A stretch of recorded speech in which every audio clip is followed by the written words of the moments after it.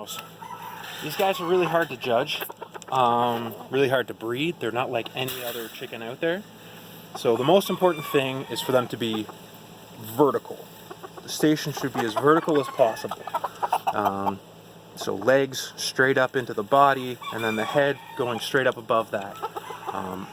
When you're looking at them, what you want is thirds. And by thirds, I mean 1/3 head and neck, so down to the shoulders more or less. 1/3 back, so back, and 1/3 legs.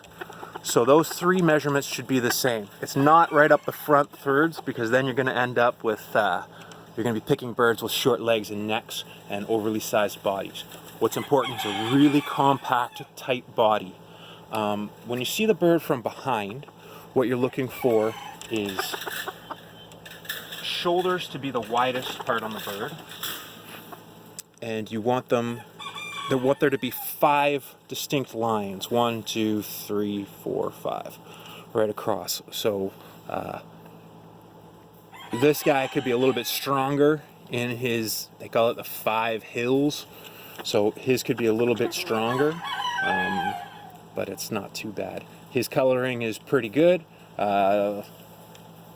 Good strong wing base, nice tail on him. So you see that tail, it's short and compact. The main feathers are on the outside, sickles down the middle.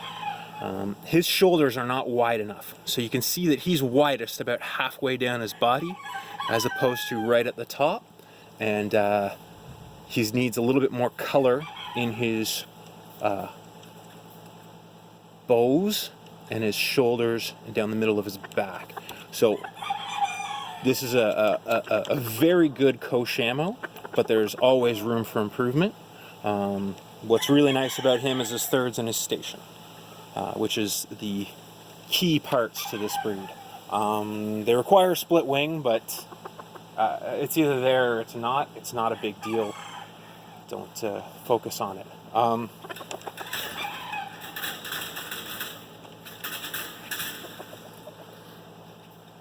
So that's pretty good station. I'd like his neck a little bit straighter, but not right now. Good wing carriage. You can see those tips right at the root of his tail. Not up onto the back, but definitely not drop down.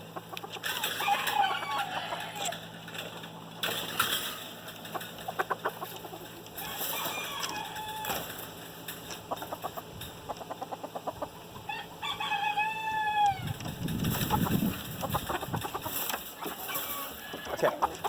So this is something that we see very frequently in them, and it seems to be doing fairly good in shows. You can see that this bird has far more color on his back, right? Far more color. And you can see he's got nice sharp shoulders. You can see those 5 hills I was talking about across his back. Real nice. But look at his tail. See how long it is, how rough it is? Look at how his wings are held. They're way down past the root of his tail. You see his hackle, how rough it is and how long it is. Mainly how long it is. It's coming down past his shoulders. These are major, major faults.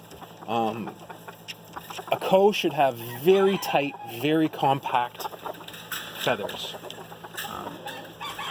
This guy's station is real nice. His thirds are pretty good. But with that feathering, he should not be placing, or definitely not winning. That's not what you would call a good coe. It's more of what you would expect out of a Shamo as opposed to a Shamo. Okay.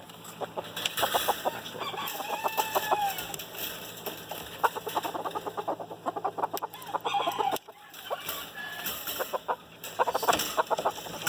So this bird is showing some interesting traits. Straight away you can see he's far more coarse than the other ones. But he holds his thirds relatively okay. He's not really, so his body is far shorter, more compact, decent top third, station is good. So that makes it a fairly good coe. A lot of the time you see birds like this, and they have too long of a back, too short of a neck, too short legs, and they just look stumpy. So those thirds are key. So this guy pulls it off, but just barely. Where this guy really falls short is in color. So you see these, no wing bays at all. Now, it's not technically a crow wing because it still has color in there, but it's like a melanizer covering up those wing bays and making the bird black. So you can see black in the shoulders, black in the bays, really dark in color. I'm not really too concerned about how dark he is in color, but I'm very concerned about the lack of color in certain areas.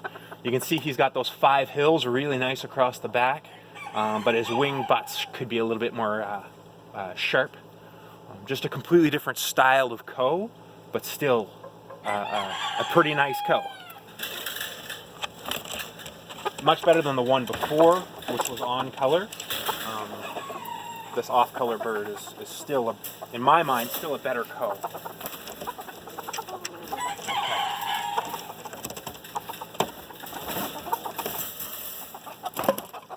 So here's one more. I've been having a hard time getting this guy to stand today, so we'll see if we can get him to go.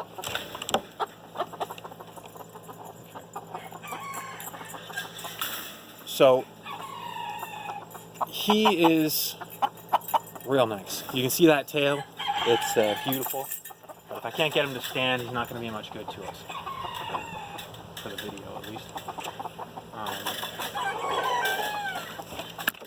Oftentimes, pulling them out of the cage, checking the wings and firing them back in helps a lot to get them to stand, but sometimes there's nothing you can do. So this guy, he's got wing bays. They're not as strong as the other one, but they're there.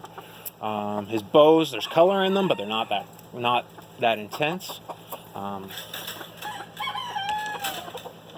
What this guy does have is excellent wing carriage, but he's not showing us anything, so there's not really much point in talking about him.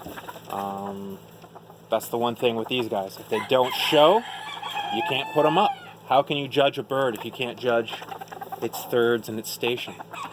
It just can't win. And that's coes in a nutshell. So look for thirds, vertical station, very hard feathering. Cut them some slack on the color. They might be Wheatons, but the standard says dark red.